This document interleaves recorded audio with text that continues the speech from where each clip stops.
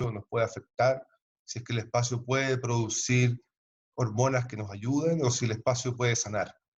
Y hemos visto los estudios de neurociencia, que es la principal ciencia que alimenta la neuroarquitectura, a estas grandes preguntas ha respondido que sí. Ahora, hay muchas más preguntas, y eso es lo que se está desarrollando. En cuanto al Instituto de Neuroarquitectura, esto nace como arquitecto. Yo personalmente sentí la necesidad en algún minuto de dar más propósito a nuestro trabajo, que deje de ser simplemente estético y formal. Y así fue como desarrollamos el proyecto de Healing Office, que es un proyecto que trabaja sobre 9 áreas de acción para crear espacios que estén activos y que no solamente prevengan la pandemia de estrés, sino que la mejoren. Lo que nos moviliza es que el burnout o estrés severo es la quinta pandemia de salud más importante del mundo. Y en ese sentido, creo que es la principal responsabilidad y preocupación que tenemos que tener los arquitectos, porque es la pandemia donde podemos hacer algo. Hay otras pandemias donde no podemos hacer nada, pero esta es la pandemia que ha existido por décadas, existe hoy día y va a seguir existiendo, y donde nosotros podemos hacer algo. Ahora, solos no podemos, nosotros necesitamos efectivamente otras personas, otras ciencias, otras miradas, y por eso hoy día también tenemos un grupo de 5 de los miembros de NAT presentes aquí con distintas miradas, bueno, distintas profesiones, distintas áreas de expertise. NAT, el Instituto de Neuroarquitectura y Diseño, nace en Chile, pero deja de ser chileno rápidamente.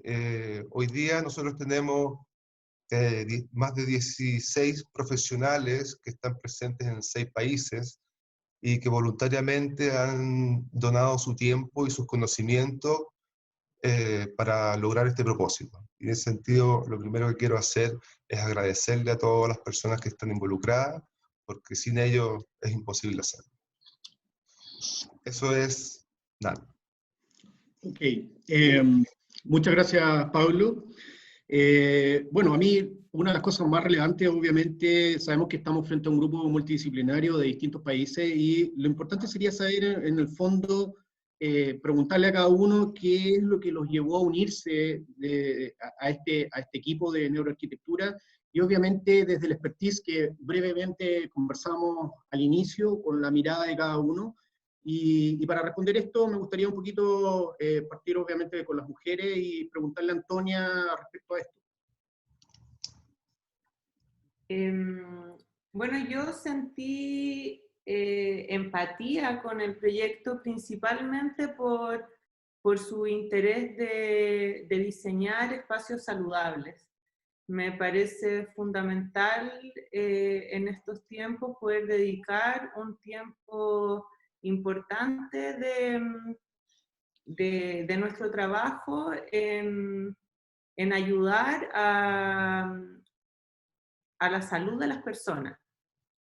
Y por otro lado, un interés personal de complementar mi práctica profesional, que es principalmente ejecutar y diseñar proyectos de iluminación arquitectónica, complementarlos con la investigación y la experimentación, que es ahí ya un interés personal que siento que es importante para complementar el área de trabajo. Gracias, Antonia, muchas gracias. Natalie, sé que estás de noche por allá. ¿Qué hora es en Dubái en este momento? Las 7:30 de la noche. Las 7:30, ok. Sí. Bueno, la idea, perdóname Natalie, dime. La pregunta, te respondo la pregunta. Okay, Lo que me unió a la neuroarquitectura, gracias por invitarme a este webinar y mi nombre es Natalie, soy estudiante de psicología y soy diseñadora de interiores. La verdad, las temperaturas que vivimos en Dubái son muy altas. Llegamos a los 50, 55 grados centígrados bajo la sombra en un verano que demora 6 meses. Y esto te inspira de una manera a crear espacios que ayuden a tener bienestar y que ayuden a incrementar los sentimientos de felicidad en las personas. Esa fue mi razón principal, pues las personas en Dubái necesitamos crear espacios para confinarnos esos 6 meses. Es como vivir una pandemia, no puedo decir similar al COVID-19, pero igual nos confinamos y adicionalmente no podemos abrir las ventanas. Entonces, yo soy madre, yo tengo muchos clientes que necesitan cuidar la salud mental de sus hijos, cuidar el bienestar, creando espacios con la neuroarquitectura que te respalda con la ciencia, que les da esa seguridad que estamos ofreciendo algo más allá de una creencia o de un diseño estético y funcional. La verdad, quería educar también con respecto al tema. Creé un Instagram en inglés para crear conciencia de una área que las personas todavía no conocen o no reconocen como muy importante. Ahorita es vital la neuroarquitectura y la creación de estos espacios. Recibí un email del Instituto de Neuroarquitectura y Diseño en Chile. Inmediatamente hicimos clic porque nuestro propósito es el mismo: diseñar espacios más humanos que representen lo que somos y nuestras necesidades. Gracias. Gracias, Natalie. Bueno, quiero comentarles que Ana, que está aquí con nosotros, ella entiende bien español, sabe claramente lo que estamos conversando y la pregunta que hice recién, pero ella obviamente, para sentirse más cómoda, nos va a contestar en inglés, así que para que le presten mucha atención. Por favor, Ana. Hola a todos. Disculpe por no poder hablar en español, but I feel more comfortable in speaking in English. So first of all, thank you very much for inviting me. I was very happy to receive this proposal to be part of this group because it is not so usual to. Do you hear me well? Yes. Okay. So it is not very usual to see a group of architects that study neuroarchitecture because it is quite new, this topic, and the architects are not very interested in this subject. They are not very interested. So I think it's very important to be part of this group because we have different backgrounds and we can view this problem from different angles. So I feel that I'm learning a lot from everybody. And of course, it is very good that we are coming from different countries. So this is another very important aspect for me and for this topic, because we have different opinions and different experiences. Thank you. Gracias a ti, Ana. Muchas gracias. Bueno, y preguntarle finalmente a Alejandro, ¿qué te hizo unir a este equipo desde tu expertise que pareciera ser que es una pieza clave en todo lo que estamos conversando? Gracias, Rodrigo. Yo comenzaría rescatando lo que tú decías en un comienzo, ¿no? Parece ser como que la modernidad nos vino con una cuota de una soberbia racionalista, ¿no? En que la biología y lo más natural quedó medio relegado, medio dejado un poco de lado, incluso mal visto, ¿no? Como que es algo que había que domar. Y eso, a fin de cuentas, termina creando una serie de situaciones patológicas para el cuerpo y para la mente. Entonces, desde la psiquiatría quizás lo vemos más claro, ves la fragilidad de esa capa racional que tenemos, ves lo frágil o lo limitada que puede llegar a ser. Y en ese sentido viene, claro, toda una estructura de las ciencias cognitivas que no hay que obviar, ¿no? Estamos hechos por capas, somos organismos que estamos hechos por capas evolutivamente. Tenemos una capa que está basada en el instinto y ese instinto está conectado con el ambiente. Por sobre eso está el afecto y una capa que es maravillosa e impresionante, que es el raciocinio, pero está por sobre toda esta arquitectura. Entonces, claro, desde esa perspectiva es imposible no comprender todo lo mental como conectado y acoplado al medio en el que está envuelto, con un cuerpo y en constante interacción con ese medio. Y desde esa perspectiva, claro, la neuroarquitectura se plantea como una oportunidad para revisar todos esos temas patológicos que están ocurriendo desde una visión quizás preventiva, ¿no? Para prevenir una serie de cuestiones que puedan ser patológicas.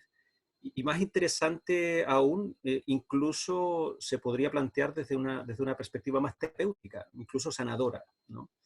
Y eso para mí es, bueno, es esencial, es parte de lo que me dedico, ¿no? Muchas gracias. Gracias a ti, Alejandro. Bueno, lo primero quiero, bueno, agradecerle que estén acá. Para Fernando Mayer, obviamente, es muy importante esta temática.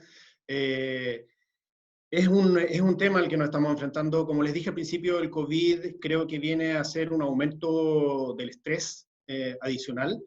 Si bien hoy día es la pandemia que está presente, creo que probablemente vamos a seguir teniendo muchas más y cada una de ellas va a ir aumentando el estrés. Y va a salir la vacuna detrás de una enfermedad y va a volver a venir otra y así sucesivamente. Por lo tanto, este es el tema principal. Ok, lo que quiero decirles es que a través del chat vamos a recibir las preguntas de todos aquellos que quieran hacer alguna pregunta. Vamos a ver si al final de esta conversación alcanzamos a tener algo de tiempo para responderlas.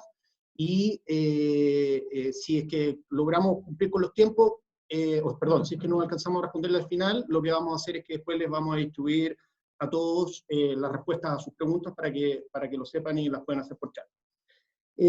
Bueno, yo quiero ir un poco al origen también de la neuroarquitectura y cómo ha ido influenciando la presencia de la neuroarquitectura. Entonces, primero me gustaría preguntarle a Ana, entender un poco de, básicamente, desde cuándo está la neuroarquitectura presente alrededor de nosotros para entender cuál es el origen de esto, por favor. Thank you. So, conscious design techniques, it's not something that we invented today. It is something rather forgotten and brought again to our attention because very complex situations that we are facing today ask for different approaches. Just think of what we are going through at the moment with the lockdown and with the change of paradigm working from home. I intend to go back with you in time to see what others have to say in terms of conscious design. The famous German poet Goethe suggested that architecture is frozen music, but the significance of his words is much deeper than pure harmony through emotions and proportions. Architecture as music surrounds us. It is an experience that affects our body, mind, and spirit. And yes, proportions play an important role, but what he really refers to is the creation of atmospheres that impact our psychosomatic health. The contemporary Mexican architectural historian Alberto Pérez Gómez argues that multiple factors contribute to the creation of atmospheres. Among them, forms and their geometries, the dimensions and proportions so familiar to architects are very important. But equally and often more important are colors and textures of surfaces, the weight and origin of materials, the care or lack of detailed execution, the characteristics of sorts of light, their evenness or flickering quality, the qualities of diverse sounds, acoustic, reverberation, or olfactory qualities, and their combinations, and so on, contribute just as much to the creation of atmospheres. The difficulty is that while it is easy to generate a list, and some of these characteristics are easy to control through instrumental design operations, our embodied experience, where meaning actually appears, is always primarily synesthetic and inactive. Vitruvius, the Roman architect, military and civil engineer, famous for his theoretic works, the 10 books of architecture, books which are still relevant today, say that harmony and temperantia are the ultimate goals of architecture. He acknowledges the ontological priority of cosmic harmony. In his corpus, Vitruvius includes an entire book, the Book 9, on astrology and the means to translate the geometric order of heavens onto earth by means of sundials. According to him, architecture should have three attributes: firmitas, utilitas, and venustas, which mean strength, utility, and beauty. And the ultimate ambition of architecture should be harmony and temperantia. Nowadays,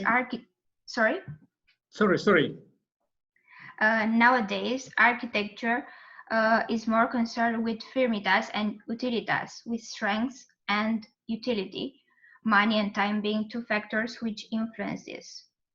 But what is the difference between good architecture and merely a shelter is the harmony which can be obtained by using venustas. The venustas which seduces and has the capacity of creating atmospheres which are appropriate to unveil the truth of life, the truth about our core self. The Austrian literary critic Leo Spitzer introduced the German term Stimmung, which can be translated into English as mood, atmosphere, tuning, or temper. The noun is formed from the German verb stimmen, which means to harmonize, to be correct, and is related to the word Stimme, which means voice. In fact, the word originally did not suggest a change in temporary condition, but rather a stable tuneness of the mind with the environment, the attunement of embodied consciousness. According to Spitzer, Stimmung partakes of two semantic threads interwoven in ancient and medieval thought: the ideas of the well-tempered mixture and the harmonious consonance. The first one, the well-tempered mixture, the mix of the four Aristotelian elements constituting the environment, the water, air, fire, earth, with their dynamic qualities of heat, cold, moisture, and dryness, are reciprocated by the four bodily humors for good health. In sheltering this, architecture must resist the intemperies, the outdoors, identified as adverse or intemperate weather, temperature, or climate. The Austrian modernist architect and theoretician who wrote Ornament and Crime, Adolf Loos, said that a great architect, a true artist, must first identify a feeling for the effect he wants to create.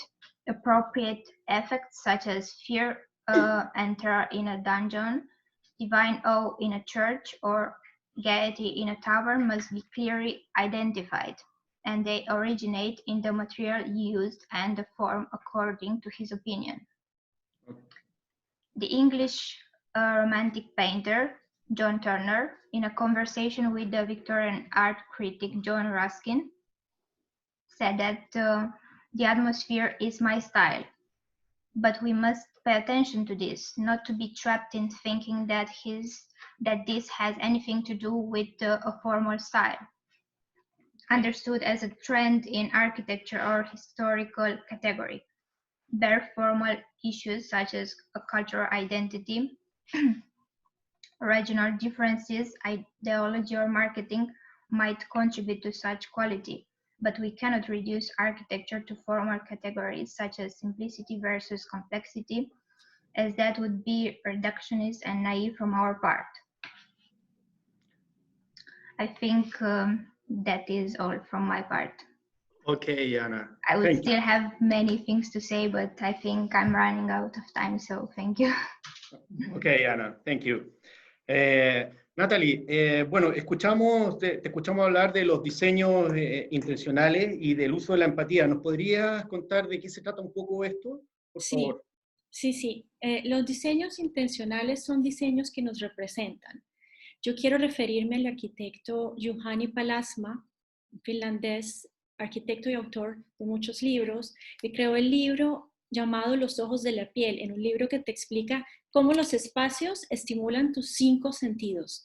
Después de ese libro, escuché en un seminario donde él decía que los arquitectos y los diseñadores hemos fallado en el diseño gracias a la falta de empatía.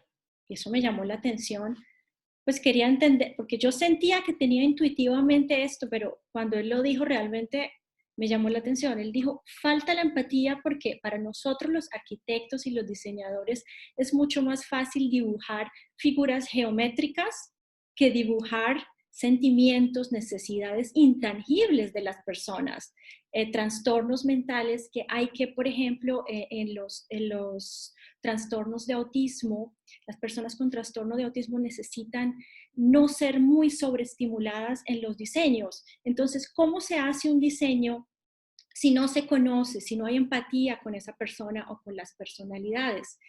Él termina diciendo, la coherencia es muy importante en el proceso y la coherencia ha fallado también porque nosotros solamente usamos la simpatía, más no la empatía. La simpatía te dice, hola, te entendí, voy a hacer el diseño, pero no lo continúo hasta el final. La empatía se asegura que el diseño tenga esa coherencia hasta el final para satisfacer esos sentimientos de felicidad, bienestar psicológico en general.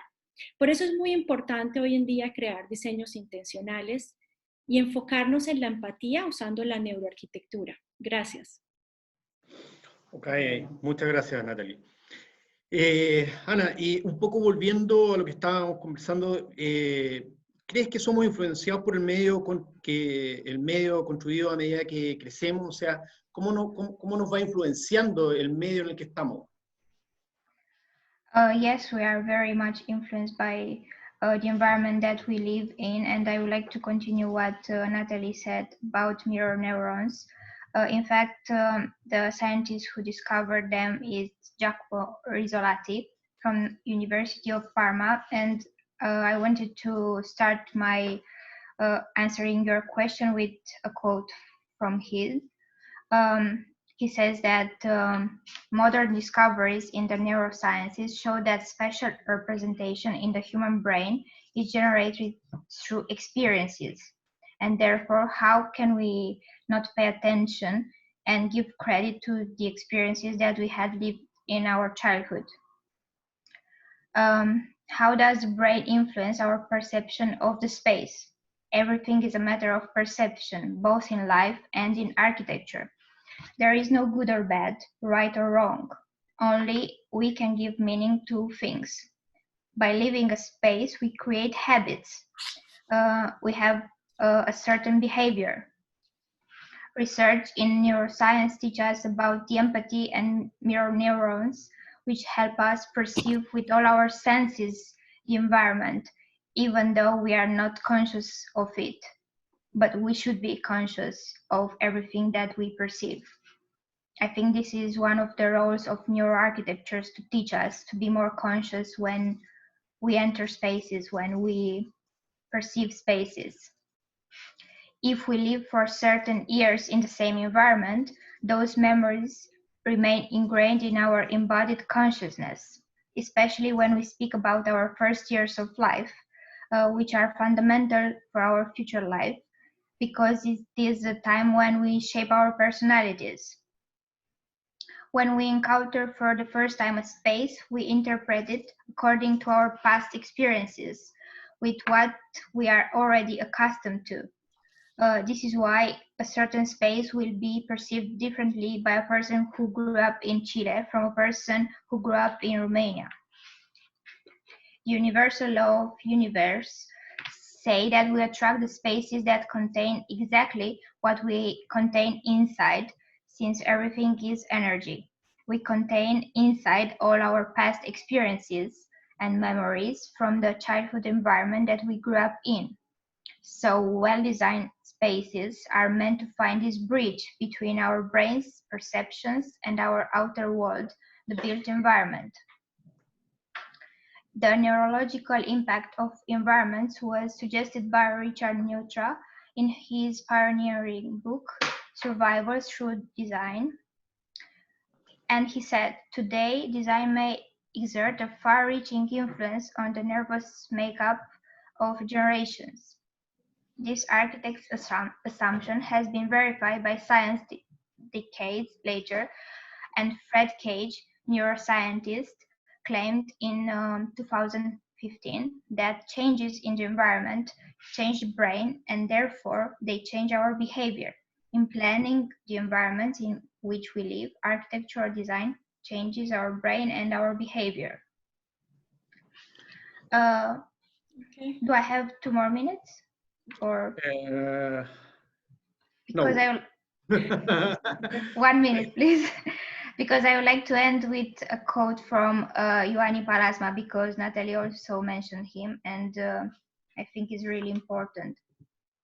I had the honor to interview him 2 years ago at Biennale of Venice, and he responded to me regarding the childhood experiences that, quote, I wish to say personally that the stimuli and influence of my early childhood at my farmer grandfather's humble farm in central Finland during the war years were crucial. These experiences were pushed aside from my consciousness during the decades of my professional growth, but the significance of the early life in the farming environment has become clear to me by age. I am particularly grateful for my 5 years of solitude. I was the only boy of my age in the farming community, which guided me to observe nature, the farm surroundings, and everyday life, including animal behavior. Those years evoked my sense of curiosity, which still continues at my current age of 82. Thank you very much. Okay, Ana, thank you. Natalie, ahí salió algo de cuál es la importancia de la personalidad y de las diversidades al momento de diseñar el espacio. Es que un poco lo que estaba comentando precisamente Ana. Sí, para hacerlo un poco breve, para no correr con el tiempo tanto. Mira, los diseños intencionales necesitan encargarse de cada personalidad y de cada necesidad. No podemos esperar que un diseño le quede bien a todo el mundo y que se adapte a todas las personalidades y necesidades, incluyendo los factores externos. Por eso es importante saber que los espacios son estímulos para nuestro cerebro. Nuestro cerebro mira y ve los espacios como estímulos y responde negativa o positivamente a esos estímulos. Entonces, por ejemplo, si hablamos de las personalidades extrovertidas, ellos necesitan estímulos de contrastes de colores y contrastes de patrones, y el mismo diseño que le encanta a un extrovertido le va a parecer irritante, le va a crear emociones de agresión quizás a un introvertido. Esto no lo estoy diciendo yo, ha sido científicamente comprobado, y menciono el psicólogo y científico Samuel Gosling, que es un psicólogo que se encarga de cómo se comportan las personalidades en los espacios. Otra vez menciono que los trastornos mentales y los trastornos de espectro de autismo y las enfermedades como el Alzheimer requieren unos diseños especiales que varían en cada persona.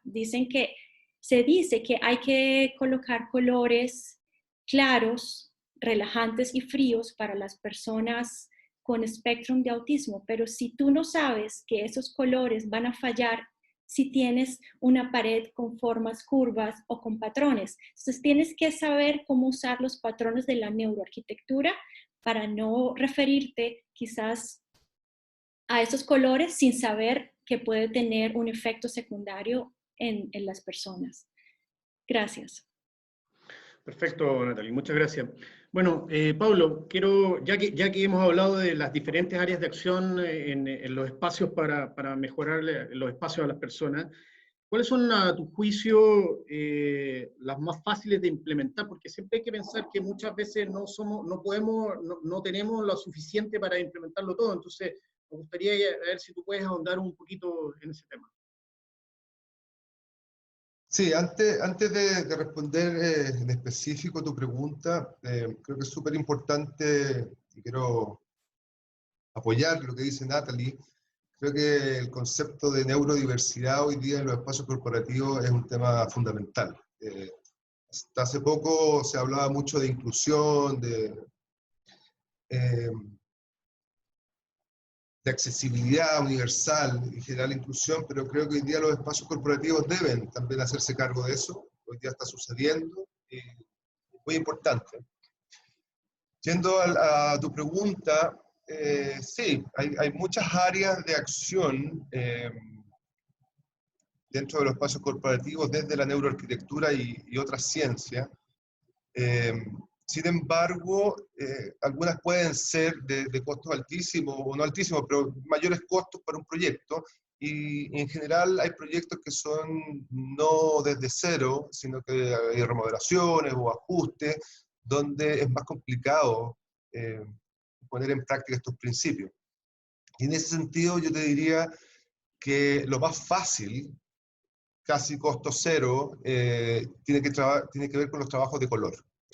Psicología del color aplicada es sumamente fácil, mucho más que reordenar un espacio corporativo. Creo que la iluminación es fundamental, pero también puede requerir en espacios que no son de cero intervenciones mayores, que pueden ser muy invasivas.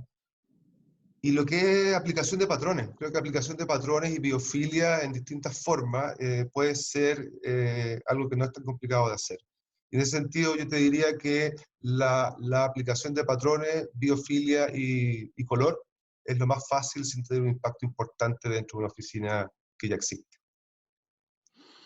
Ok, Pablo. Bueno, interesante. Estamos viendo en el fondo cuáles son los efectos finalmente en el tema de la neuroarquitectura. Por eso que quiero preguntarle a Antonia, sabemos que siempre hemos sabido, desde siempre, que la iluminación es fundamental en todo orden de cosas en nuestras vidas, pero me gustaría saber un poco qué características de la luz pueden influir en los espacios de trabajo y que finalmente nos van a hacer un espacio más o menos saludable.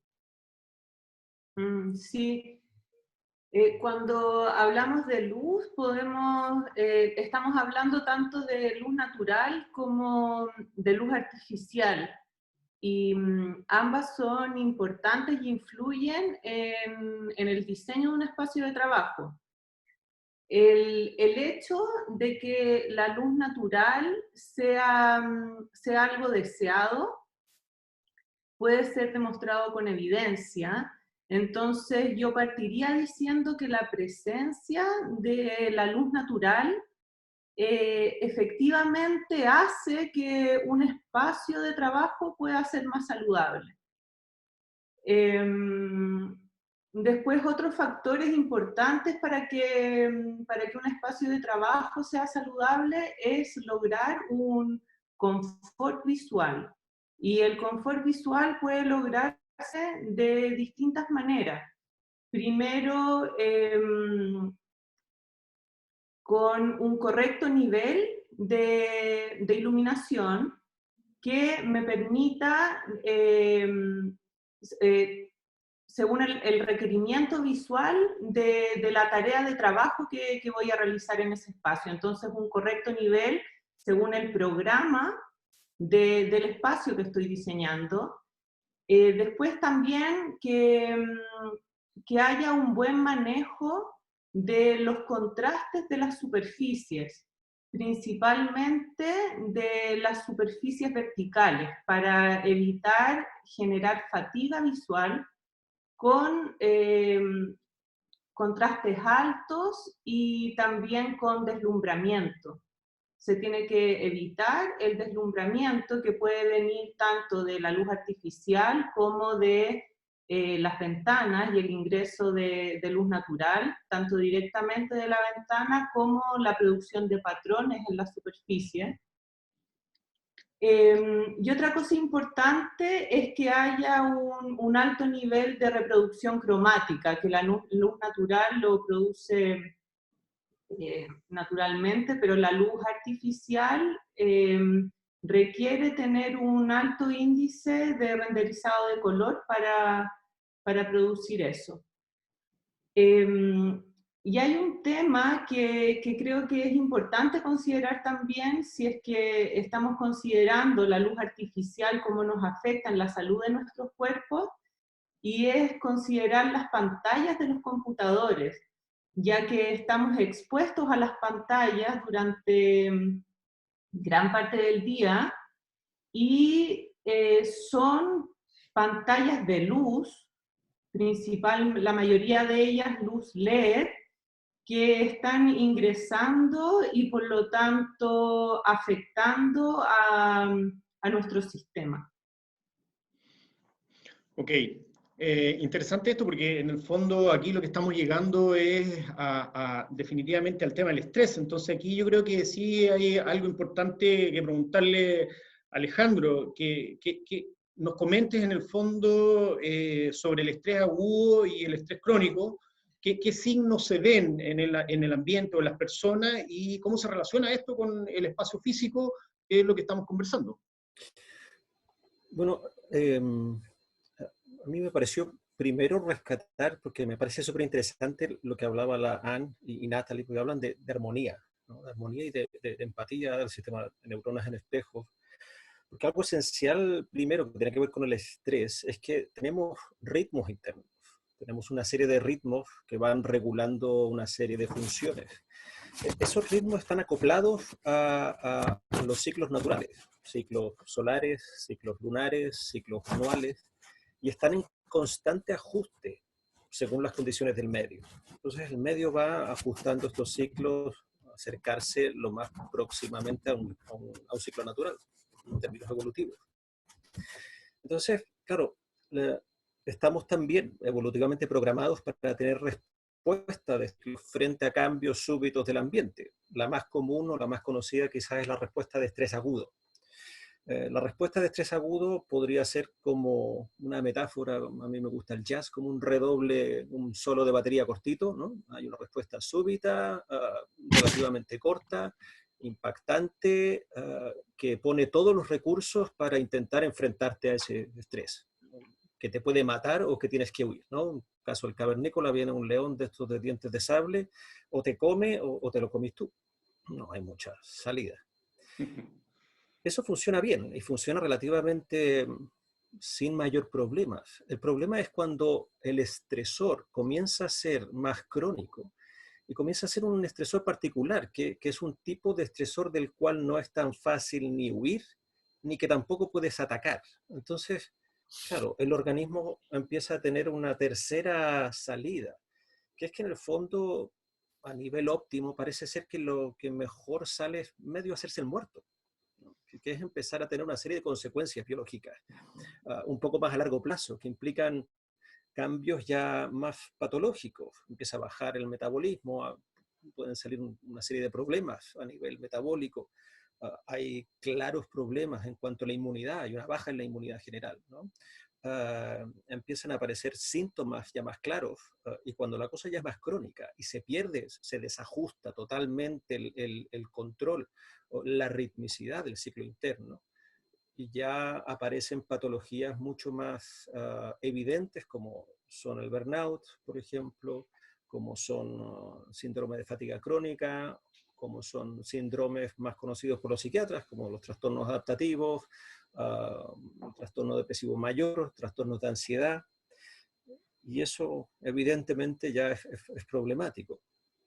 Ahora, lo interesante de todo esto es que, claro, por una parte tenemos cierta evidencia y sabemos que existen una serie de soluciones o de terapias a nivel físico que permiten revertir estos síntomas, volver a ajustar un poco los ciclos circadianos y de hecho funcionan para mejorar los síntomas de los problemas de salud mental.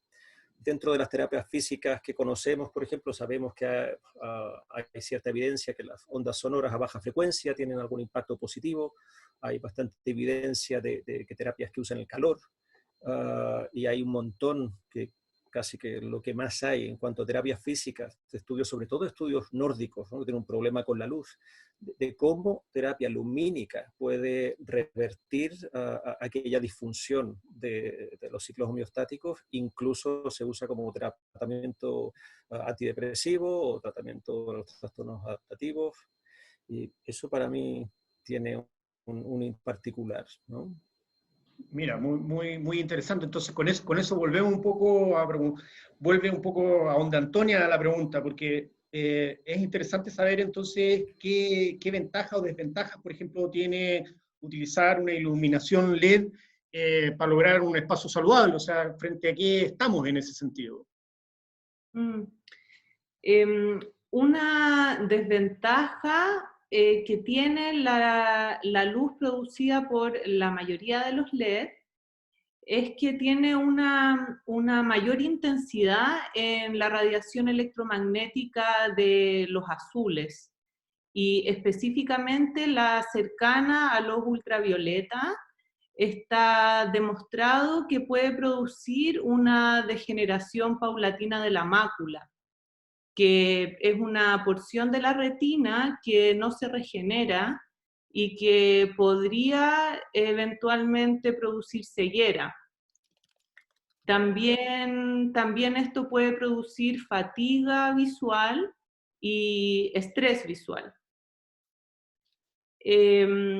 Una ventaja de la tecnología LED, y en específico de la tecnología del blanco tunable, es que nos permite regular la temperatura de color de la luz artificial, que está relacionado con lo que decía Alejandro.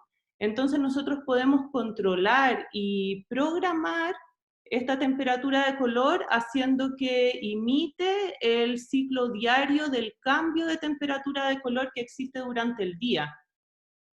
Este ciclo tiene temperaturas de color más fríos durante la mañana, lo que nos permite estar en estados de alerta, de mayor concentración y productividad, y se van haciendo más cálidos hacia el final del día para ayudarnos a entrar en estados de reposo y relajo. Y en relación al ciclo circadiano y esta imitación a los patrones de luz natural, la iluminación LED dio un paso enorme, ya que permite este control y programación de la temperatura de color. Por lo tanto, transforma a la luz artificial en un ente dinámico, que a mí me parece que es fundamental. O sea, nos permite transformar a la luz artificial en un ente vivo. Y en este sentido, a mí me parece importante porque nos permite pensar, por ejemplo, los espacios de trabajo como si fueran un set escenográfico, por ejemplo, en el que se diseña una narrativa lumínica que me lleva por un viaje a lo largo del día. Este puede ser imitando exactamente lo que es la luz natural o haciendo una narrativa que esté asociada a un fin específico que estoy buscando lograr. Y esto no es menor, ya que nos permite tener características relevantes de la luz natural dentro de espacios de trabajo, por ejemplo, donde no tengo acceso a luz natural en absoluto, espacios de trabajo sin ventanas, por ejemplo. Entonces traigo al espacio de trabajo características de esta luz natural que son saludables y que, como decía Alejandro, me permiten estar en sincronía con el ritmo circadiano, evitando, por ejemplo, los niveles de estrés y los niveles de cortisol en el cuerpo. ¡Wow! Interesante. Entonces, la pregunta acá es, pero de cajón, ¿qué es el cortisol y cómo funciona, Alejandro? Porque es importante que entendamos eso. Es complicado. El cortisol es una hormona que en general está más relacionada con el nivel de excitabilidad del cuerpo, con el nivel quizás de respuesta frente a los estímulos, ¿no? Tiene un ciclo circadiano súper claro, en que usualmente hay un primer pic, se supone que una media hora, una hora después de que uno se levanta. Yo no lo suelo tener, pero bueno, la mayoría de la gente se despierta, ¿no? Y te da la sensación de que va a ser un buen día, se levanta uno con energía, luego baja después de la comida, ¿no? Baja un poquitito, baja el metabolismo, hay gente que suele dormir la siesta, por ejemplo, para luego subir de nuevo en la tarde, que hay otro pic como de energía, de motivación, y luego llega al nivel más bajo cuando uno se va a dormir, a eso de las 12 de la noche, ¿no?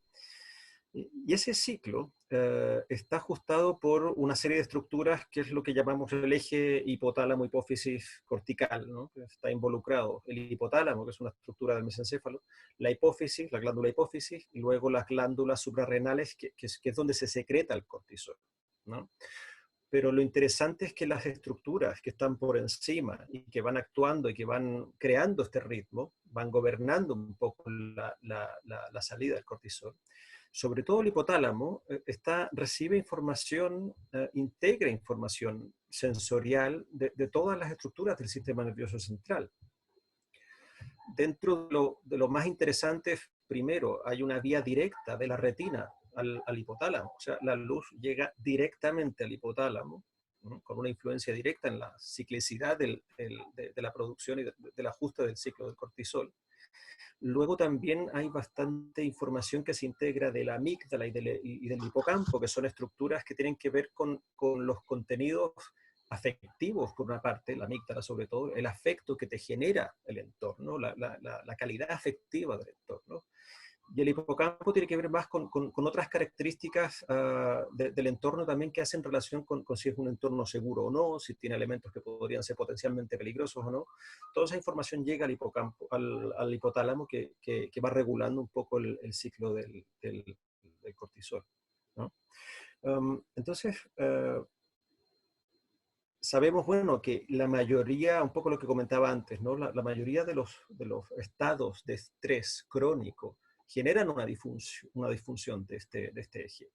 Lo más común es que el estado de estrés, cuando se comienza a prolongar, provoca una hipercortisolemia, y esa hipercortisolemia luego genera una serie de cambios que terminan desajustando el ciclo completo, ¿no? Y lo que se produce es una disfunción del control del cortisol, que es lo que termina siendo más patológico. Quizás, y de manera más aplicada, ¿no? Lo interesante de todo esto es que estamos en un momento en que podemos tener cierto conocimiento acerca de cómo está ese funcionamiento en cada individuo. Podemos obtener ciertas medidas o directas o indirectas de cómo está funcionando el eje corticoideo de cada individuo.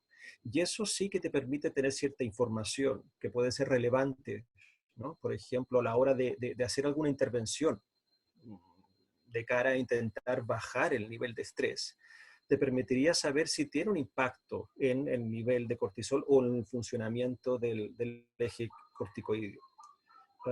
Y eso también tiene el interés de que a su vez puede ser personalizable, ¿no? Porque estamos hablando de un individuo que quizás tiene una hiperreactividad a ciertos estímulos y no a otros. Es un poco el tema del cortisol. ¡Wow! Interesantísimo, pero ahora viene la pregunta del millón, porque Pablo, la pregunta obvia que cae ahora es si estos conceptos están aplicados o no en proyectos reales, si eso es a dónde tenemos que llegar finalmente. Bueno, esa es la pregunta que todos quieren saber. Me lo han preguntado varias veces. Bueno, antes de responder eso, mira, yo quería decirles, a mí me encanta escuchar a todos los que han hablado, creo que es súper importante, bueno, esta es la gracia de la neuroarquitectura, y lo que estamos realizando, pero es súper importante ver que cuando un proyecto está bien diseñado, uno no se da cuenta, a uno le pasan cosas sin que uno se dé cuenta, pero lo importante es ver la cantidad de información que hay detrás de cada diseño. Yendo a tu pregunta, mira, yo si miro hacia atrás, debe haber sido hace más de 10 años que recuerdo haber trabajado con los primeros patrones biofílicos en proyectos que he hecho. Yo creo que de ahí en adelante han existido en prácticamente todos los proyectos, pero también de una forma más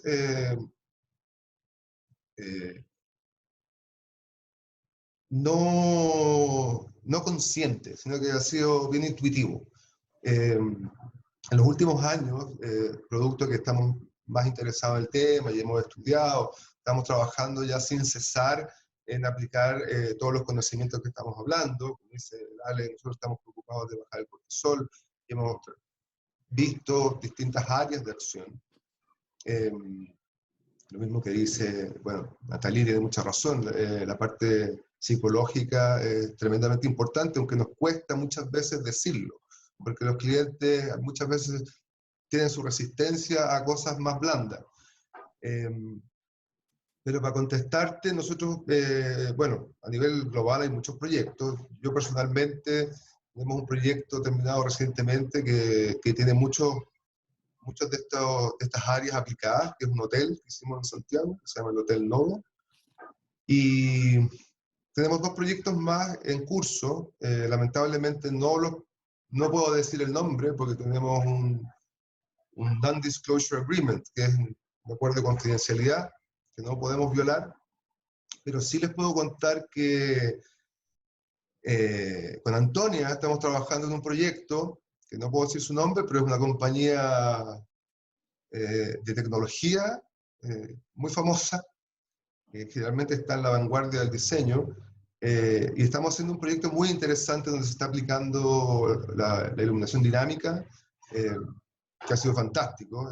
Es el primer proyecto que yo hago con esa iluminación. Entendemos que uno de los primeros, o el primero en Sudamérica, de la empresa de iluminación al menos que estamos trabajando. Hemos aplicado muchos patrones, patrones cerebrales y patrones naturales, biofilia, sin poner una sola planta, que es lo que yo alguna vez expliqué. Creo que la biofilia es uno de los aspectos más importantes para poder crear un espacio de contención y donde las personas puedan estar mejor, pero no tiene que ser con el uso de plantas, sino que hay muchos otros recursos, ya sean patrones, sean formas, sean colores, podemos crear iluminación que tenga que ver con la naturaleza, hay un montón de recursos. Y en este proyecto que trabajamos con Antonia hay mucha biofilia, como les dije, y hay una narrativa también, porque tenemos todo un cuento que pasa adentro, que tiene que ver con un bosque y la naturaleza y después otras cosas más. Espero que lo podamos compartir en unos meses más, ya que está en la mitad del proceso de construcción, y ojalá lo podamos compartir en un futuro cercano, pero sí, efectivamente, todos estos aspectos sí han sido aplicados a proyectos. Te diría que este último es el que tiene más de todos, por eso para nosotros es tan importante. Creo que uno de los pocos aspectos que todavía no hemos aplicado, que es algo que a mí me interesa mucho en el área de la acústica, y que Lale lo mencionó, que son las terapias o las aplicaciones de baja frecuencia. Tenemos que ver todavía cómo lo aplicamos, es un área que está abierta por ahora, pero sin duda vamos a llegar a eso luego. Muchas gracias, Pablo. Bueno, primero tengo que decirles que estamos en el tiempo. Hemos recibido muchas consultas, las vamos a responder todas, se las vamos a hacer llegar a todos para que estén todos tranquilos. Y primero agradecerle al Instituto NAT, quiero agradecerle a Natalie, a Antonia, a Ana, a Alejandro y a Pablo por esta conversación que estuvo realmente entretenidísima, que es realmente algo muy de punta y muy relevante en el momento que estamos viviendo. Vuelvo a insistir lo mismo, hemos estado hablando del estrés y el COVID-19 es un estrés adicional. Les quiero agradecer a todos los que estuvieron atentos a esto. Quiero darle las gracias también a Fernando Mayer por darnos esta posibilidad también y agradecer a Gabriela que nos estuvo acompañando acá. Vamos a volver a repetir este espacio, no les quepa duda. Lamentablemente necesitamos cumplir con el tiempo porque si no esta cuestión después se pone muy larga. Les agradezco a todos. Gracias. Nos despedimos en este momento. Espero que estén muy bien. Nos encontraremos en otra instancia pronto, si Dios quiere. Muchas gracias. Hasta luego. Gracias, Rodrigo. Gracias, Rodrigo. Chao.